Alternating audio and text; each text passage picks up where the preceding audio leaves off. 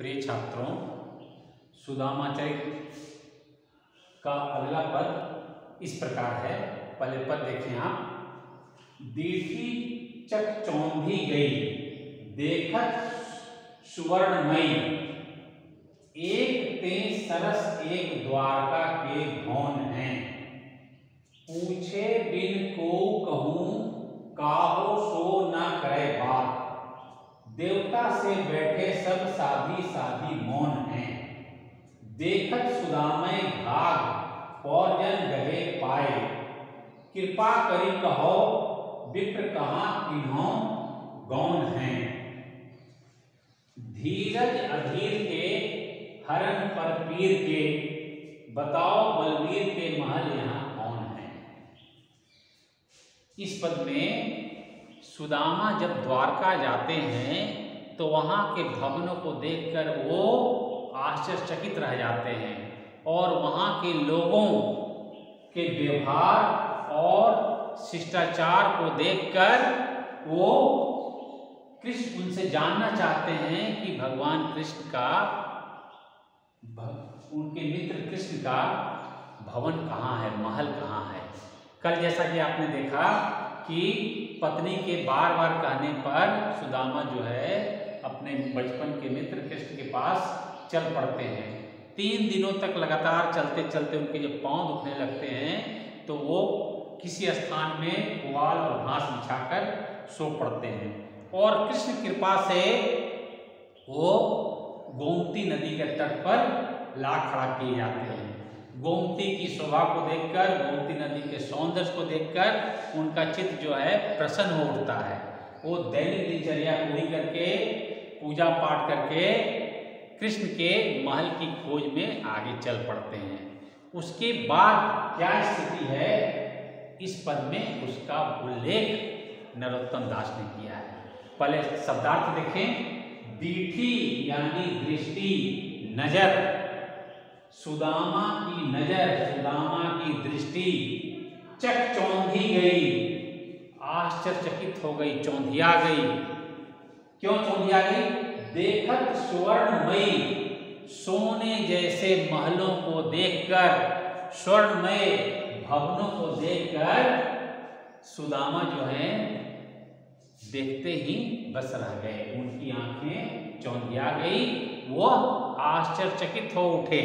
पहली पंक्ति में ही उल्लेख हुआ है कि कृष्ण के दरबार की ओर, कृष्ण के महल की ओर जब आगे चल पड़ते हैं सुदामा, तो वहां के स्वर्णमयी भवनों को देखकर, सोने जैसे भवनों को देखकर उनकी आंखें चकाचौंध रह जाती हैं। दूसरी पंक्ति देखिए। एक ते सरस एक, एक ते सरस एक का अर्थ है एक से बढ़कर एक। द्वारका के भवन है, द्वारका में जो भवन यानी भवन, महल, वहां जो भवन थे द्वारका में, वह एक से बढ़कर एक थे। कोई 19-20 नहीं था।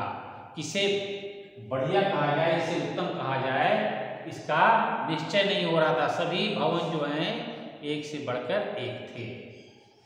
पूछे बिन को कहूँ, काहो सो ना करे बात।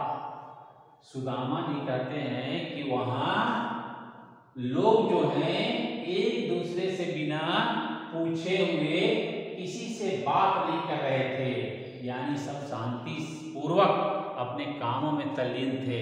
कोई किसी से बातचीत नहीं करता था। जब कोई पूछता था तो दूसरा बोलता था। देवता से बैठे सब, वहां के जो निवासी थे वो देवताओं के समान चुपचाप बैठे थे। साधी साधी मौन है, वो मौन साध कर यानी चुपचाप जो है देवताओं के समान बैठे हुए थे। देखत सुदामय भाग, पौरजन गहे पाए। जब वहां के निवासियों ने ब्राह्मण सुदामा को देखा, पौरजन का तात्पर्य भाग पौरजन यानी वहां के सुबुद्ध नागरिक या वहां के निवासी, जब सुदामा ब्राह्मण को देखा तो वे उनके चरण पकड़ लिए, चरण का स्पर्श किया।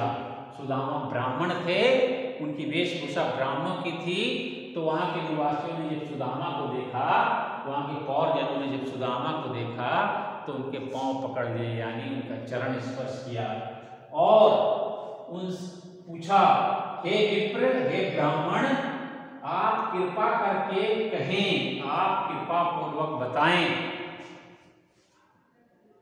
कि आप कहाँ किन्हों गौण हैं, आप किस गांव से आए हैं और कहाँ जाना चाहते हैं। किन्हों गौण, किन्हों यानी कहाँ, कहाँ, विप्र यानी ब्राह्मण, कहाँ, किन्हों गौण, गौण यानी गांव, आप कहाँ से आए हैं और कहाँ जाना चाहते हैं।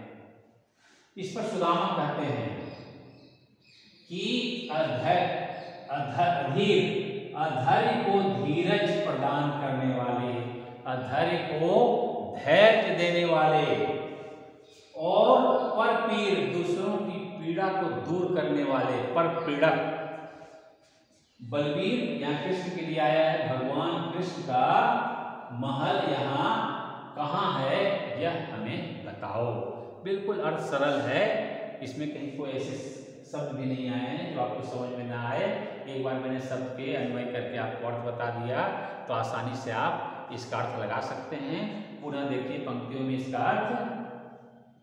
सुदामा जब द्वारका गए तो वहां के स्वर्णमय भवनों को देखकर चौंक उठे, उनकी आंखें चौंधिया गई, उनकी दृष्टि आश्चर्यचकित होकर रह गई। वहां द्वारका में एक से बढ़कर एक भवन थे, वहां के निवासी एक दूसरे से बिना पूछे कोई बात नहीं करता था।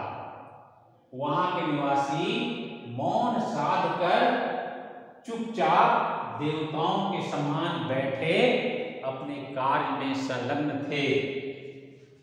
सुदामा को देखते ही वहां के निवासियों ने उनके पांव पकड़ लिए, सुदामा का चरण स्पर्श किया और पूछा कि हे ब्राह्मण, आप कृपा करके हमें बताएं कि आप कहां से आए हैं और कहां जाएंगे।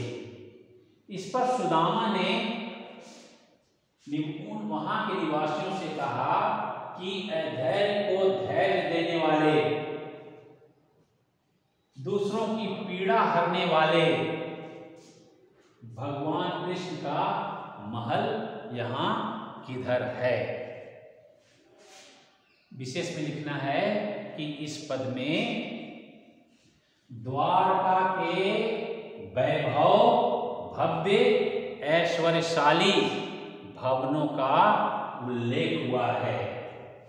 दूसरी पंक्ति में आपको लिखनी है ये बात कि इस पद में द्वारका के निवासियों के क्रियाकलापों और उनके शिष्टाचार का उल्लेख हुआ है।